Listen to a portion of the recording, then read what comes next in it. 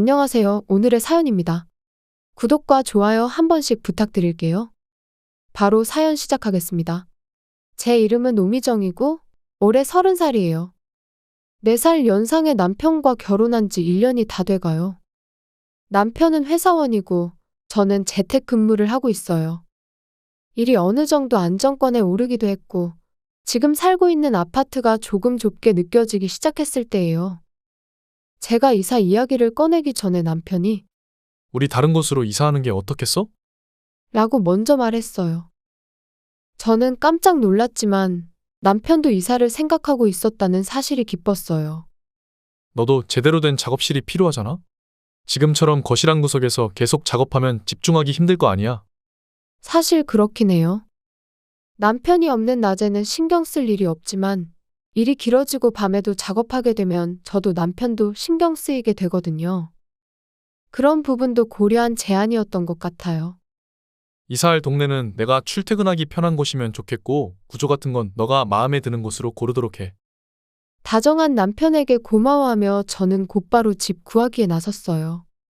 그 후 몇 군데를 둘러보고 남편의 동의를 얻어 새로운 아파트로 이사하게 되었어요. 하지만 이 아파트로 이사를 하면서 남편과의 사이에 균열이 생기기 시작했어요. 이사해서 짐도 다 풀고 저 혼자만의 작업실도 생겨서 아주 만족스러운 이사였어요. 제 방에는 업무에 필요한 책도 깔끔하게 정리할 수 있고 업무 환경이 잘 갖추어져 있어서 일 속도도 빨라진 듯 했어요. 모든 것이 순조롭게 잘 풀리고 있다고 생각하던 어느 날입니다. 업무 틈틈이 식재료를 사러 나갔다가 돌아오는 길에 이삿짐 센터 트럭이 아파트 앞에 서 있는 걸 봤어요. 또 누군가 새로 이사 오나 보다 하고 생각하며 집으로 돌아갔어요. 그날 밤 인터폰이 울려서 확인해 보니 시어머니가 계셨어요. 어머님, 이 시간에 어쩐 일이세요? 남편이 아직 퇴근하지 않아 제가 맞이하자 시어머니는 활짝 웃으며 오늘부터 이 아파트에 살기로 했어. 내 집은 2층의 동쪽 코너에 있는 집이야. 그래서 이사 왔다고 알려주러 온 거야. 라고 웃으며 말씀하셨어요. 어머님 그러면 전에 사시던 집은 어떻게 하셨어요? 아, 그 집은 팔았어. 그 판 돈으로 이곳으로 이사 온 거니까. 사실 시댁에는 시어머니 혼자 살고 있었어요. 시아버지가 자산이 꽤 있었기 때문에 집이 컸던 것 같아요. 근데 굳이 팔아서까지 이곳으로 이사 온 이유가 궁금했어요. 시어머니에게 그 이유를 물었더니 그 집은 나한테는 너무 큰 집이었어. 그래서 아들한테 말했더니 너희 이사하는 집 근처로 이사 오라고 하더라고. 어차피 이사 갈 거면 같은 아파트에 사는 것도 괜찮을 것 같아서 왔지. 아무리 근처로 이사 오라고 해도 굳이 같은 아파트에 같은 층으로 이사 올 필요가 있었을까?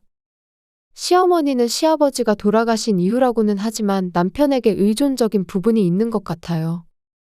앞으로의 생활에 지장이 있을 것 같다는 것은 쉽게 예상할 수 있었어요.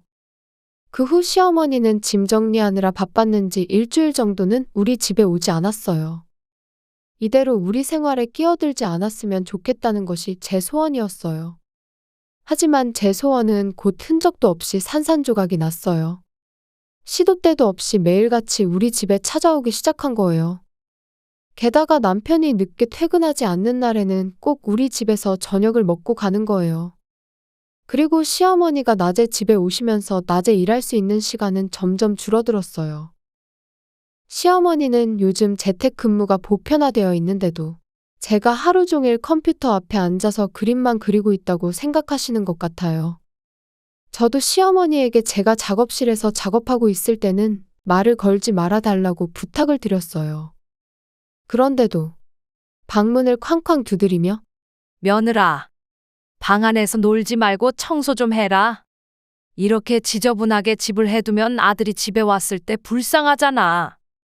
라고 소리치는 거예요. 이 소리는 제가 방을 나갈 때까지 계속돼요. 결국 일을 중단하고 청소를 해야만 하는 상황이 벌어지죠. 한 가지 알려드릴 건 거실에 로봇 청소기가 있어서 자동으로 청소를 해준다는 거예요. 시어머니에게 로봇 청소기에 대해 이야기해도 청소는 사람이 해야지. 이런 기계가 뭘 할 수 있겠어? 라는 부정적인 말만 들었어요. 남편에게 시어머니의 방문 횟수를 줄였으면 좋겠다고 여러 번 이야기했어요. 제가 이야기를 하면 대답은 잘해줘요. 하지만 시어머니의 방문 빈도는 전혀 줄어들지 않았어요. 이런 일로 인해 제 스트레스는 계속 쌓여만 갔어요. 그래서 저는 이런 문제를 잘 아는 사람에게 하소연했어요. 아가씨, 제 얘기 좀 들어주세요. 새언니, 무슨 일 있어요? 대답해 준 건 신우예요. 저와 동갑내기인 아가씨는 이미 몇 년 전에 결혼해서 2살짜리 딸이 있어요. 동갑내기라 그런지 제가 많이 의지가 돼요. 우리가 이사한 아파트에 어머님도 이사 오셔서 매일같이 우리 집에 와요. 게다가 집안일도 간섭하시고 내 일도 방해하시고 신경이 이만저만 쓰이는 게 아니에요.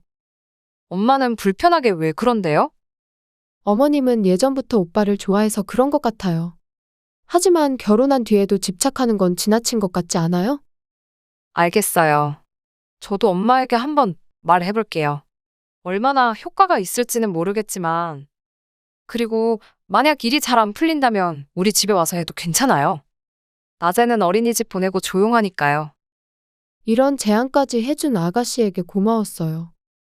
그 후 정말 아가씨가 시어머니에게 주의를 준 건지 시어머니의 방문이 뚝 끊겼어요. 갑작스런 방문이 없어져서 드디어 일에 집중할 수 있을 거라 생각했는데 남편의 귀가 시간이 점점 늦어졌어요. 게다가 남편은 집에 돌아오자마자 목욕을 하고 그 후엔 거실 소파에 누워서 쉬기만 하는 거예요.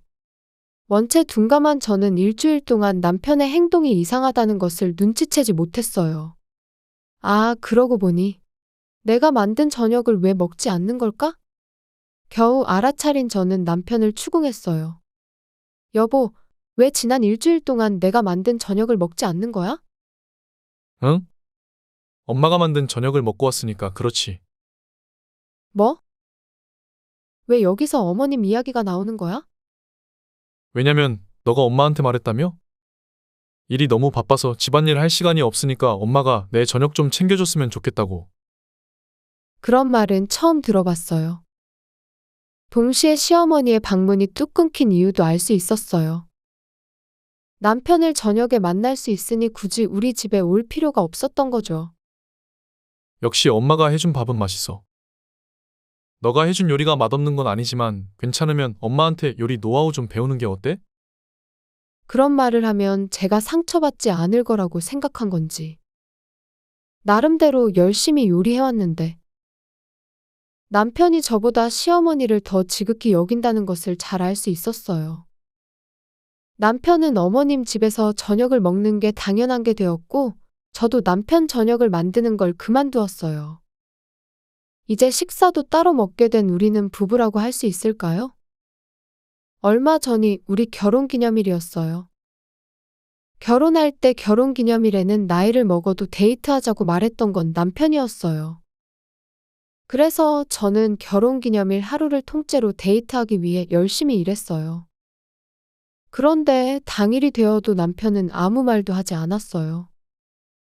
완전히 까먹었다는 뜻이겠지요? 그날도 저녁에 시어머니 집에서 밥 먹고 돌아왔어요. 저는 이날을 위해 산 원피스를 입고 예쁘게 화장도 하고 머리도 손질하고 기다리고 있었는데도 말이에요. 남편은 돌아오자마자 이렇게 말했어요. 뭐야? 무슨 일 있어? 왜 그렇게 차려입고 있어? 오늘 무슨 날인지 알아? 미안, 결혼기념일이었네. 지금 와서 생각해도 너무 늦었어. 저는 남편의 옆을 지나서 욕실로 향했어요. 화장한 제 얼굴이 우스꽝스럽게 느껴졌어요. 이날을 위해 구입한 원피스도 꼴도 보기 싫어서 쓰레기통에 버렸어요. 그 이후로 저는 남편과 대화하지 않았어요. 아가씨에게는 일단 연락을 해놔야겠다고 생각했어요. 우리 부부를 갈라놓은 건 남편의 무뚝뚝함과 시어머니 때문이에요. 아가씨도 엄마랑 오빠 때문에 마음고생 많네요. 오빠는 반성할 때까지 그냥 내비두세요. 정신 못 차리면 집에서 쫓아내버려요. 제 마음을 이해해주는 사람이 있다는 생각이 드니 든든했어요. 어느 날 일이에요. 오늘은 업무 관련 원격 회의가 있는 날이었어요. 회의는 2시쯤부터 시작해서 생각보다 길어졌어요. 그런 회의 중이던 제 작업실에 남편이 갑자기 소리를 지르며 들어왔어요. 엄마가 입원했대 너가 계단에서 밀었다고 하는데 무슨 짓이야? 이게 무슨 뚱딴지 같은 소리인지. 중요한 회의 중이라 도중에 자리를 비우지 못해 일단 남편에게 나가달라고 부탁했지만 남편은 나갈 생각이 없어 보였어요. 회의를 진행하던 담당자들이 눈치를 보더니 회의를 중간에 중단시켜 주셨어요. 그리고 남편이 손을 휘두르며 제 뺨을 때렸어요. 지금 무슨 짓이야? 지금 날 때렸어? 시끄러워. 엄마가 아픈 거에 비하면 그건 아무것도 아니야. 남편은 그렇게 말하면서 제 팔을 잡고 어디론가 데려가려고 했어요. 이거나? 어딜 데려가려는 거야? 이거 놓지 못해? 그때 초인종이 울렸어요. 남편은 누가 왔는지 아는 것 같았어요. 경찰입니다. 노미정 씨 계십니까? 남편은 의기양양하게 경찰관의 물음에 대답했어요. 여기 있습니다. 이 여자가 엄마를 민범인이에요. 경찰서든 어디든 데려가 주세요. 남편은 시어머니의 말만 믿고 저를 범인으로 착각하고 있어요. 저는 경찰관에게 질문했어요. 어머님이 계단에서 떨어진 시간이 몇 시예요? 그 시간이라면 저는 원격 회의 중이었어요. 담당자한테 확인하면 금방 알 수 있어요. 그런 건 얼마든지 속일 수 있잖아. 잠깐 화장실 간다고 자리를 비운다든지 택배가 왔다든지 전혀 자리를 비우지 않았다고 말할 수 있어. 저는 남편 말을 무시하고 경찰관에게 질문을 이어갔어요. 어머님이 아파트 계단에서 굴렀다는 거죠? CCTV는 촬영된 게 없나요? 계단에도 CCTV가 있었던 걸로 기억하는데요. CCTV 확인했어요. 그런데 이상하게 녹화 영상에는 다치신 분밖에 안 나와요. 듣기로는 노미정 씨가 밀었다고 했는데 실제로는 혼자서 계단을 구르는 영상만 남아 있어요. CCTV 사각지대가 있는 게 아니에요. 그렇지 않으면 엄마가 거짓말을 하고 있다는 건가요? 저희는 CCTV에 녹화된 걸 믿을 수밖에 없어요. 그래서 거짓말을 하고 있는 걸로 판단됩니다. 그러면서 경찰관은 다시 돌아갔어요. 역시 제가 밀은 게 아니라는 증거가 확실하다는 거겠죠. 정말로 뒤에서 민 게 아니야? 정말 안 그랬어. 내가 어머님한테 그런 짓 해서 득이 될 게 뭐가 있겠어? 평소에 감정 쌓인 게 많을 거 아니야? 마음에 쌓인 게 있긴 해도 그렇다고 사람을 밀쳐서 다치게 하는 거랑은 다른 거잖아. 그럼 엄마는 왜 혼자서 계단에서 구른 거야? 그걸 내가 어떻게 알아? 더 이상 일하는 거 방해하지 마. 그러면 나랑 같이 엄마가 입원해 있는 병원으로 가보자. 지금 상황에 가고 싶겠어? 지금 회의도 다 안 끝나서 바빠? 그렇게 말하고 저는 방문을 닫고 잠가버렸어요. 한동안 남편은 문 앞에서 소리를 질렀지만 제가 나오지 않자 포기하고 혼자서 병원으로 향하는 것 같았어요.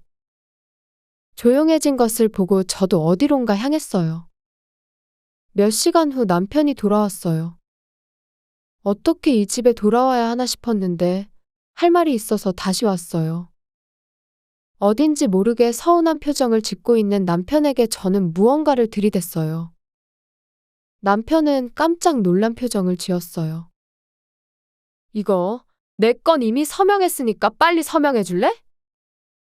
잠깐만, 이걸 지금 내민다고? 남편이 말한 건 바로 이혼 신고서였어요. 더 이상 당신과 함께 살기 싫어. 내가 둘 사이에서 빠져줄 테니까 어머님이랑 잘 살아봐. 이번 일은 내가 잘못했어. 진심으로 사과할 테니 용서해 줄래? 뭐? 정말 나한테 잘못한 걸 알긴 하는 거야? 날 때린 거, 무슨 수를 써서라도 범인으로 만들려고 한 거, 모두 다 잘못한 거 인정해? 그것들은 요즘 우리가 남보다 못한 사이라고 못 느껴? 밥도 전부 어머님이 챙겨주시는 거 먹잖아. 내가 해준 요리는 먹고 싶지 않은 거겠지. 그리고 까먹을 게 따로 있지. 어떻게 결혼기념일을 잊어버려? 그래서 지금 미안하다고 하잖아. 내가 어떻게 하면 용서해 줄 수 있겠어? 용서하고 안 하고는 이제 중요하지 않아.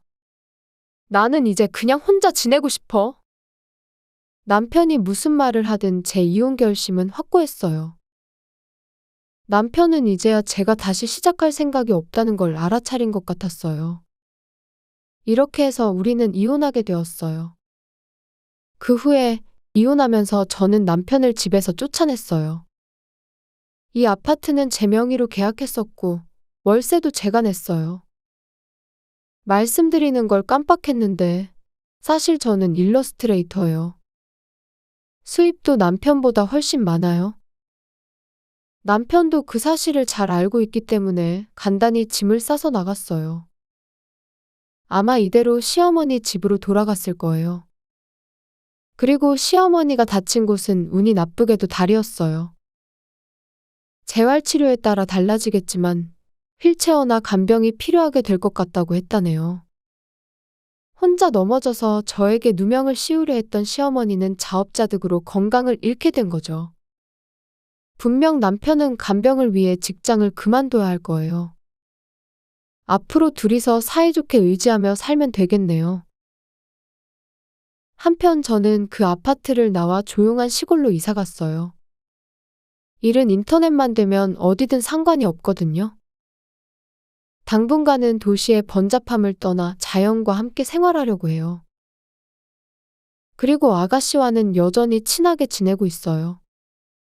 앞으로도 좋은 사람들과 행복한 시간을 보내고 싶네요. 시청해주셔서 감사합니다. 그럼 다음 영상에서 다시 뵙겠습니다.